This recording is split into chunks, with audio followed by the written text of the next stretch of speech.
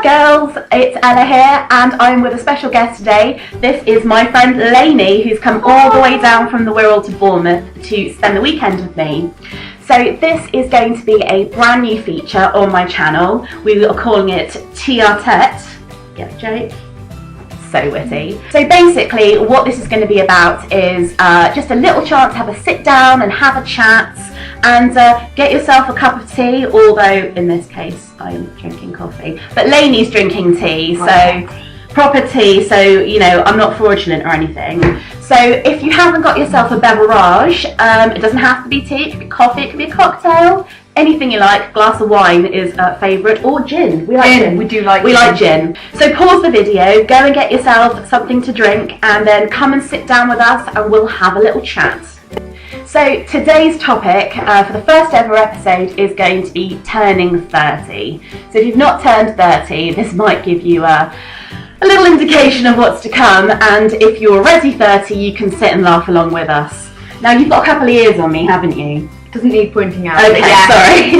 I'm past the trauma of turning 30 and I'm living in my 30s. She is in her 30s. I'm only 30, like just, so I think I can still get away with being about, I don't know, 20, I think I can pass 28. I still claim you're only as old as the man you're feeling, and I've got a young one, so she's a cougar, she's got a little toy boy. He will be made to watch this, obviously.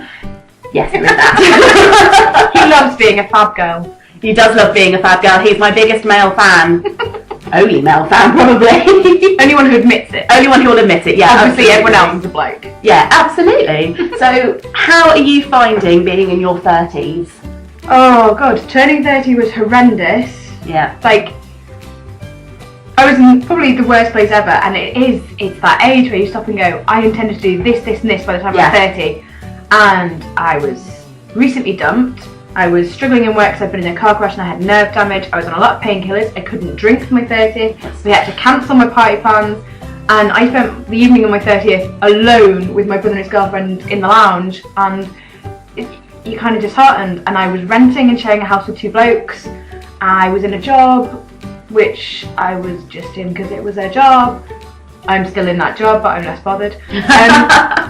Yes, but 32, that's been cool. I have a man, I have a house, my own house. You don't need a man to get a house. That's the one thing I've done. I was doing the whole thing of I'm going to get married, get a house, get kids, and then I'll be 30. And then I was 30.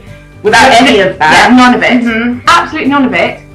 And it really mattered. But luckily for me, I had a wonderful friend who went, yes, but I have all that. What did you do in your 20s? I didn't. And I went, oh, you missed out on so much. There you go. So that's my perspective. I was like, I have to think that now. I didn't have all those things by 30, but I don't think I wanted them in my 20s. Yeah.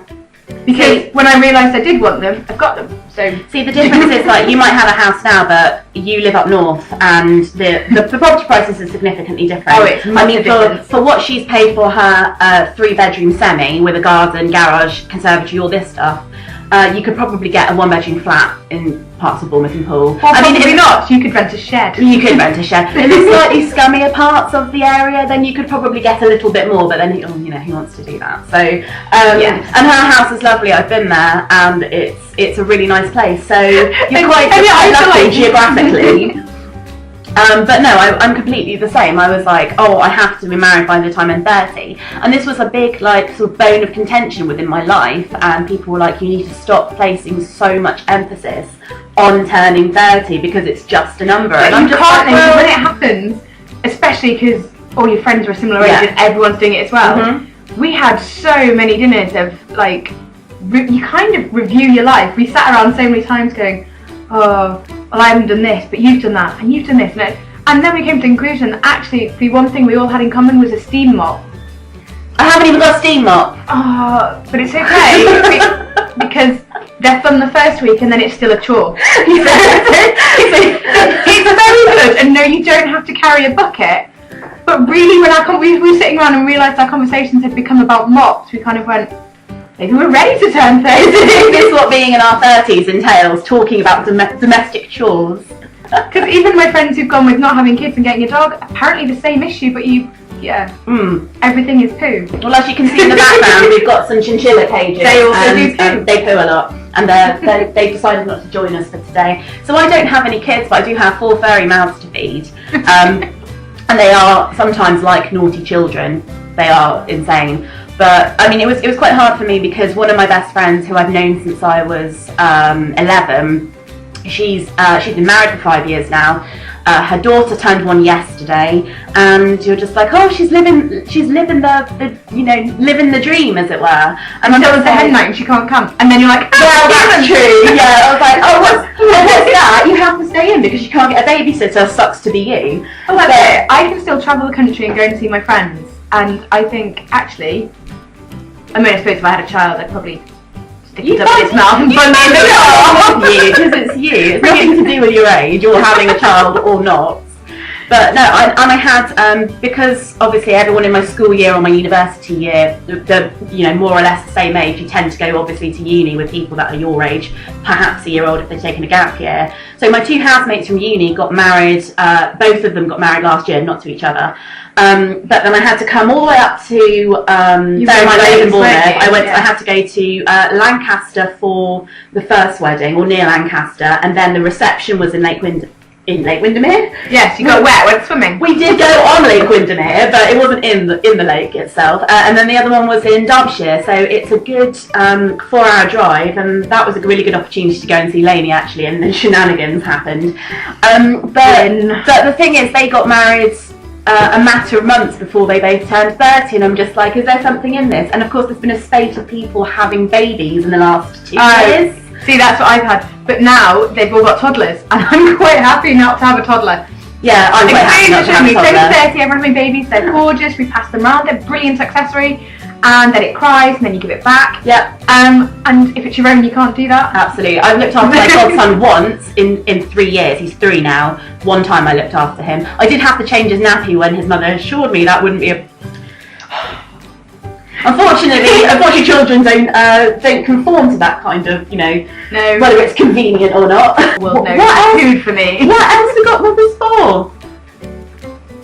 I thought shopping and the fun stuff. Yes, definitely. The place to run away to and eat all the chocolate cake and eat how much you want, and then be sent home to your actual parents. Yeah, exactly. I know that if I do this to my friends' children, if I ever have children, it will happen back to me, because revenge is common amongst us. Yeah. Like buying everyone noisy toys.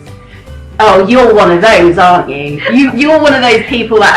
Not in my house, and there's one of those ones where you have to find a screwdriver to take the batteries out, and the noise is constant. If you ever buy any of my children noisy toys, I go, oh, thanks, just what they wanted, and they will be donated.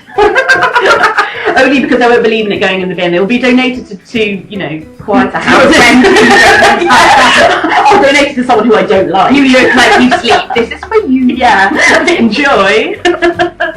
But I think now I've turned 30 and I don't have any of those things. Again, I don't have my own house. I didn't, and it's like you look at where we are now, and it's so much happens in a year, and it's actually that realisation of, do you actually want it? Is that really where you want to be? Because you see, I do though. Yeah, but you think you do. Well, no, I know I do. Well, you do some sort of reverse psychology on me. No. What you really want to do is travel up north. Oh, I forgot I wanted to travel up north. Silly me. You want to explore the UK? Yeah, she wants all the men and she wants me to come to her. Yeah, but I've got to say a northern man. Oh. They're quite nice. No, they are nice. They're by sparkle. Oh, they're sparkly, yeah. No, I do not discriminate against northern men.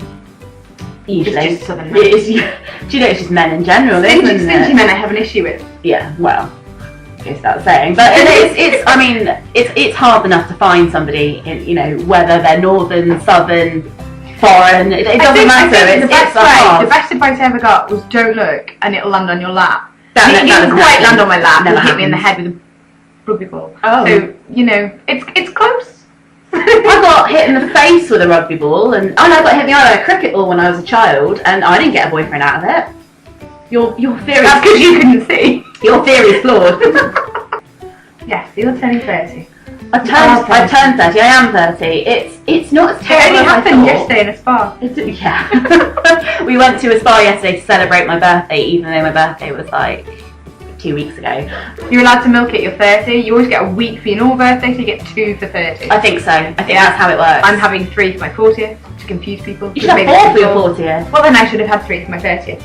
But one day was enough suffering. Well, exactly. If you had a bit of a crappy 30th birthday experience, you're definitely not going to eke it out to 3 days. That'd be crazy. Yeah, that's true. So yeah, it's not been as bad as I thought.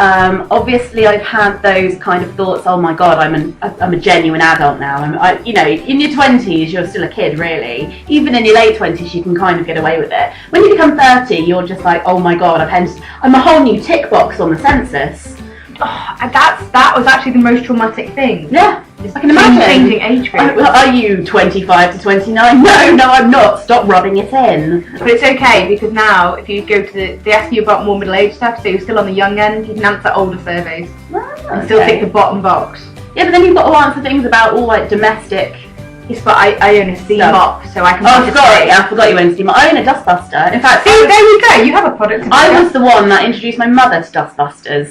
True story. You know, I was just like, check this bad boy out, and she's like, this is amazing. And if you have chinchillas, you need a dustbuster to clean around the cage at least twice a day. So use my rabbits. Like children, rabbits. You know, who needs anything that's a poo flicker. Yeah. We just got called 16. We just got called. You sound like 2 16-year-olds. So you know, I think that's a job well done. Personally. Yeah.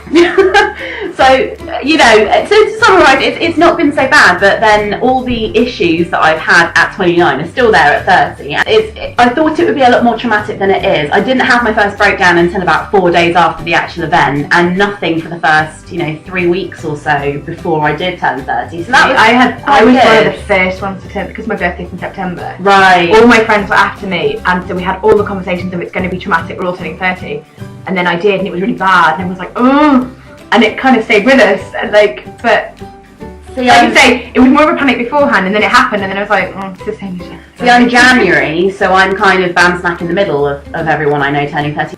But it wasn't as traumatic as I thought, and actually, and this might sound strange to some people, but being 30 and being 29 aren't actually that different.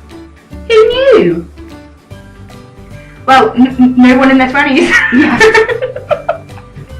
Like literally for 18 months before, I was just like, I'm going to be 30 in 18 months, make it stop. And now I'm 30, I'm just like... See, that's what I realised, is like, I had all that worry, and then I was just like, I turned 30, and I was like, and I haven't got this, and this, like, I'm not in a house, I'm not, where I want to be in my life. And then I went, oh, well then I should be, and within 2 years, I've sorted that out. So why, in the panic of turning 30, did I go, oh crap, maybe I should do something about it before I turn 30. As such sorted it out, like a lot of the stuff that has happened, like you can't like sort out a proper relationship. I can, because I bother to commit to one. Alright, yeah. Because I've never been with anyone for more than a year before I turned 30. Oh. Yeah. I've never been with it. Which is why everyone says if I wanted to be in a relationship I could have been. I blatantly didn't, because every time there was the option I went, I'm going to go away. Fair enough. My longest relationship's been about 14 months, but they always leave me. No one cares.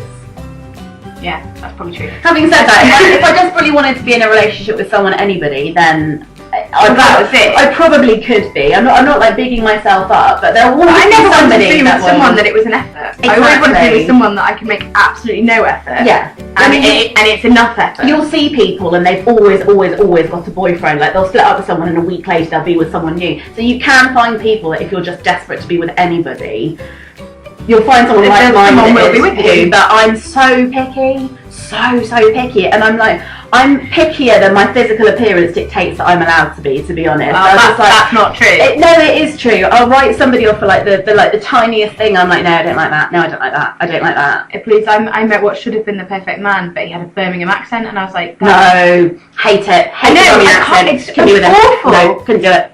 Really intelligent, loads of stuff in common, really interesting. No, and 3 sentences in, I was like, I can't listen to you. I like, and then I got really shallow, and I didn't like being made feel shallow, so he wasn't good enough. I like virtually every accent. I quite like the Liverpool. I like a Scouse accent. I like a Geordie accent. I don't mind a Welsh accent. I like a Scottish accent.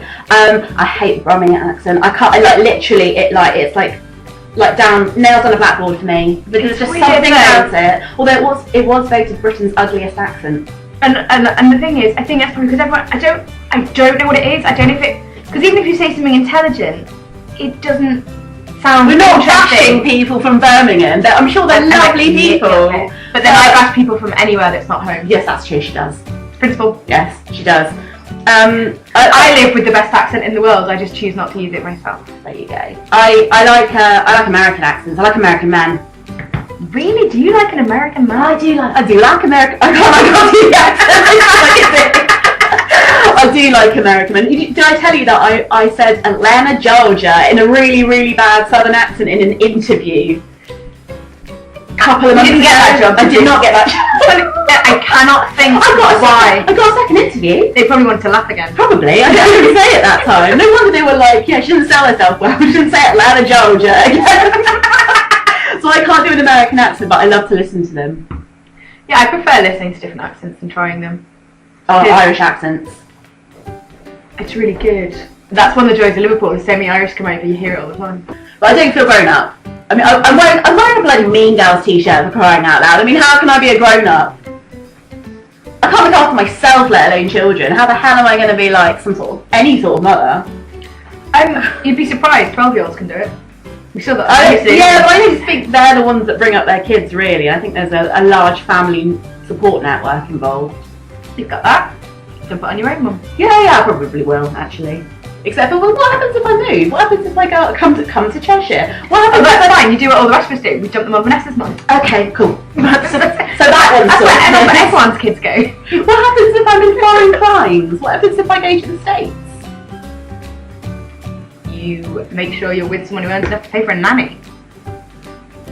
Yeah, I don't like the idea of someone else bringing my children up though. But if you paid me, I would. Well, no, I would rather, you know, in an ideal world, I'd rather work either part-time or not at all, so I can raise our children. Not, and then our children, and just so that my husband, it doesn't have to like be a millionaire or anything, but it'd be nice for him to be in a position financially where he could provide for us. And I think that's innate. I don't think that's, you know, any sort of greed. Security is the easiest way to be happy. Yeah. Because that's the biggest test for anything, is when you're struggling. Yeah. Everything's harder. Given the choice between having a high-flying job and then paying someone to look after my children and not being able to see them grow up, and I'd happily take 5 years out of my career or 10 years out of my career, just get them to school age, and then, yeah, if they had to have like a childminder or a nanny in the evenings or something if I'm working, fine, I'm happy to go back to work after they're at least at school age. But, you know, I see my godson grow up. He's 3 now, and it seems like yesterday when he was a baby, and I'm just like, if I was a mum, I'm not going to want to miss out on that time. So, you know, again, fingers crossed. I don't know. I've always just assumed that I would work while there was kids, but then I'm happy to work part. My mum was at home when we were little, and I suppose the 3 of us were quite used to her being there. But my mum worked nights, so she was at home during the day with me when I was a child. Well, that's it. Dad worked, and Mum was at home. I think I'd prefer it if both my parents had worked and split it, and we had time with both. Yeah. I think that's what I want. Is maybe I'd work 3 days a week and. Yeah, if I could, because I do marketing, obviously, if I could do if I could do consultancy work from home on a part-time basis while raising my kids, that would be the perfect situation. See, it's like not that I've planned it out or anything. My job's quite easy. I could easily work from home because it is a computer-based job, and then just going to see clients, having clients come and see you. Which is fair enough. But as Mark says, if I was in the house, I would find something other than work to do. Probably. But it's the day and age where we can do that now. It's not like, you know, even 10 years ago this wouldn't have been a possibility. Well, when I first started school, there was one BBC in the whole of primary school, and I was in a group of 6, and we had 10 minutes on a Friday for our class to look at a computer and play Granny's Garden. One BBC computer. What's a BBC computer? 2 years difference this is, right? 2 years, and being up north where technology doesn't come very fast, obviously. We had Acorn computers. Do you have Acorn computers? Did you have the very, very ones? I remember when we had an Atari ST. Well, we didn't. There was one at work, and during the school holidays, he was allowed to bring the computer home for 1 week, and we all played Frogger on a computer. Excellent. It's a good game, and my Frog got run over a lot of times. We had an Amstrad computer that was a hand-me-down from my dad's school, and it had a green display. And you couldn't play any games or anything. It was just purely must have been just a word processor. So nothing could happen, but I found it fascinating because it was a computer. I must have been about 6 at the time. I was like, what is this? It's like when my dad showed me a slide rule, and I was like, why would you not just use a calculator? And he went, because they didn't exist, and you're like, oh. But then if you look at how much technology has just like jumped, it's like, yeah. I was 18 before I had a mobile phone, and then really, yeah. I was 15. Oh, they only got me a mobile phone because my parents kind of figured I would go off to university and ring no one ever if I had to put 10p in a machine because there's something better to spend the 10p on. I saw a phone box the other day. They still exist. It was a red phone box. I couldn't believe it. I was like, oh my god, it's like a piece of history. Going back to the whole man thing, would you move for somebody that you were in love with? If you have to think about it that long, then probably not. It depends what the purpose of the move was. If it was for them to have a better career so I could dick about at home, then yeah. If it was, I don't know, purely because they fancied living in a different city, it would depend what it was. Yeah. Because I would never live in a city. I can't do that. See, so if they had to, they would be going. I would love them to pieces, and I would commute, and I would have somewhere rural, whatever. But I could never live in a city. See, I'd live in a city. My ex-boyfriend lived in Cheltenham, which is about 2 hours and 20 minutes from Bournemouth, and his job meant that he basically wasn't going to give his job up. I worked from home, so I was like, oh, the easiest thing would be for me to move. So I was going to move to Cheltenham, but I knew nobody, and it's far enough away that, like, if I moved to Edinburgh or something, then you kind of make the times that you come back special occasions, I think. But if I'm 2 and a bit hours away, it's just when like, I worked in Nottingham and all my friends were at home, I just drive back every weekend and hang out with them and then go back to work. And it meant I had no social life around work. I just did my job in the week and did my social life at home. Yeah, so if you were living with a boyfriend and you couldn't drive back every weekend to see your friends. See, but I've done that because obviously when John was in the RAF, we were apart most of the time, and only saw each other at weekends. And but that's the thing. That's what's really weird about this relationship. This is the first relationship where I've actually had to put up with him 24/7. I love you, Mark. I didn't mean put up with you. Put up with you, yeah. Enjoy your company on a regular basis. This is going well for me. This bit won't be in because he will watch it and be like, I'm not editing this out. It's okay. We're good enough that he'll say he trashed my house while I was out of it or something. Probably. But I would move. I would. For somebody who I really, really loved and I really saw myself having a future with, and we were going to be together forever, I would move. I think I would move if we were both moving somewhere new, but if we were moving somewhere where he had all his mates, I probably wouldn't bother me. I'd just steal them all. I'd still do it. Yeah. I suppose because I've lived around enough and because our family is always opposite ends of the country. Yeah. There aren't that many cities left where I don't know someone. Well, there you go. I mean, just countries. I think it would definitely depend on where they live. Like if they had a secure family network and they couldn't move for either they didn't, like if I was moving abroad, for instance, it would have been English-speaking country. I'd rather it being an English-speaking country or something that it's not too difficult. You don't miss your friends as much. Yeah, that's the thing. You can, and like especially even if you're having an overseas relationship or something, there's Skype, there's text message, there's WhatsApp, there's Viber, there's social media.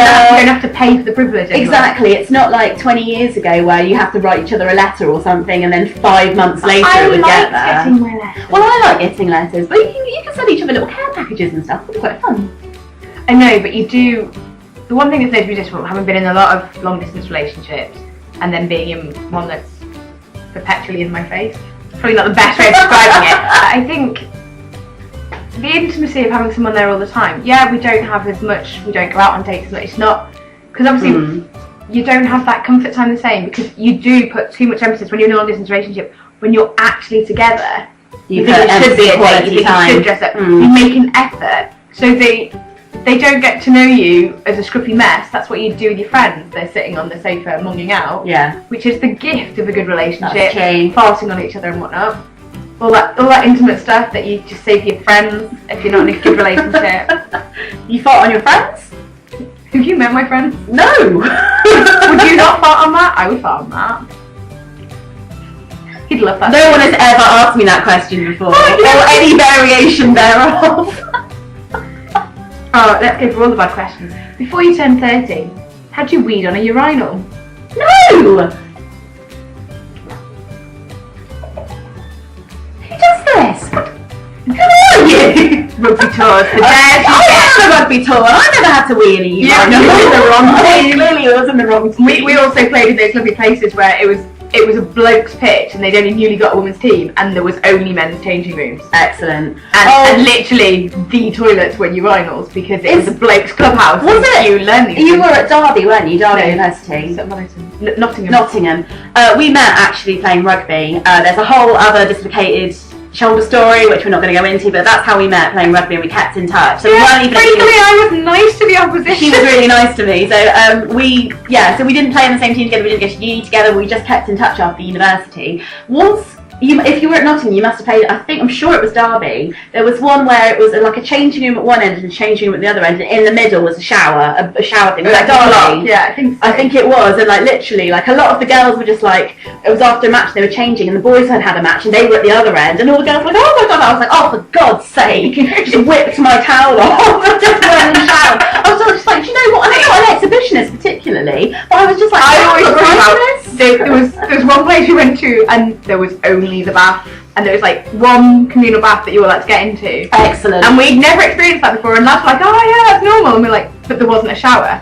And we were all muddy and, and we passed around a packet of baby wipes and cleaned ourselves off, ate food, and all went home, and Minnie was with me, and the kind of girls went, drive faster, we need to wash! That can't be hygienic. Men aren't. What, some are? They are now, they were, yeah. That cannot be hygienic. No, I don't like that. Ooh. No. Yeah, that's one of those places we all went and we're like, oh, there's a bath. There's nothing else. Let's just go. Don't get me wrong, I don't mind sharing a bath with people. Normally one person, one other person. Or a shower, that's nice too. See, jacuzzis are fine, but Oh, jacuzzi's a bath different. is weird. A bath is... I don't know, I think it can be really relaxing. Although one of you is going to end up at the tap end. That's the problem. That's why they have those baths with taps in the middle now. Well, you know that the person that ends up at the tap end is never me. Chivalry isn't dead. I'm not asking you to. You'll have a shower with me though, right? Anytime. Yeah, I thought so. Teamwork. Should we wrap this up? Yeah. This has gone horribly wrong. Anyway, you turn 30, get told you're 16, and there you go, you become a 16-year-old. The long and the short of it is turning 30 is a little bit shit, but it could be worse. Good summary? Yeah. Yeah, excellent. Go with that. So that is all for this edition of Tea-à-tête. Tea-à-tête? Tea-à-tête. Have you drunk all your tea? No, not quite. Well, we should technically say she's drunk all her tea, but we're not going to because, you know, Because I'm lowering the tone. people to see, places to go. And thank you so much to Lainee for joining me in this this inaugural. Is that the word? Inaugural? I'd say experimental. Experimental. She's going to learn from this. It's better to blog alone. Yeah. So You can't control what next comes out time of you my see me friend's in mouth. my Tea-à-tête, I'll realise that it's just me. Don't worry, no crazy people apart from me are around. Yeah. But thank you so much for agreeing to join me in this. I think it has been an experience. Yeah. I think the watchers will agree. Let me know if you want to see Lainee again. You would not believe how much gin it took to convince me to do this the first time. That's all from this week. Thanks for watching. Bye. Bye.